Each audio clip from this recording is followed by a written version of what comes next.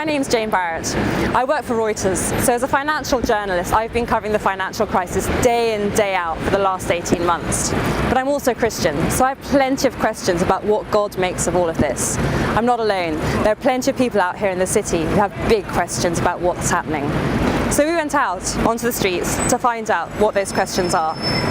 Is just to ask how you feel that God fits into the credit crunch. I'm not so sure he does, to be perfectly honest. I think the credit crunch, like the financial markets, are all a modern day sort of way of financing the world or getting involved in businesses a long way, but I don't think that really comes into Christianity or dear God. I think it's really hard because most people have got into credit and got into some sort of debt and they have mortgages and so on, and when you start wondering about how all that's going to be paid, it does make you start to think probably a little bit more deeply about what the purpose of life is, I guess. I think that it's the economic, the way the financial world is, and I don't think that it has anything to do with the higher being. I think it's very difficult when you're trying to mix religion and capitalism together. To answer your question whether God fits into the credit crunch, I don't personally think so. I think this has been manifested by overly greedy bankers and then people trying to manifest their blame onto other beings that we don't understand, such as God.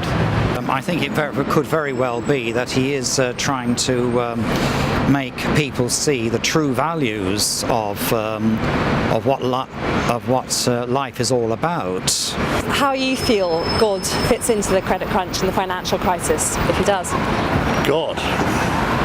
Well, I've always believed that that the human species is self-determined, and God doesn't have allows the human species to determine their own.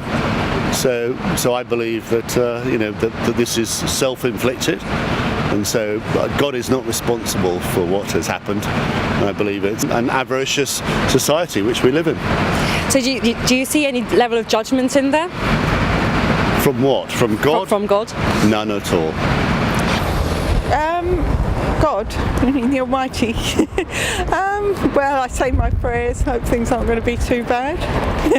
And I think you have to keep a positive attitude and just hope for the best, have faith if you like, and hope for the best.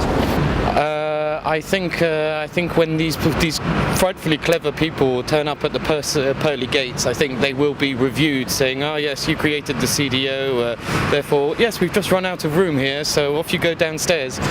I'm not a very religious person, and I think some people are reading a little bit too much into this. I think it's just basically overly greedy bankers targeting simplified investors.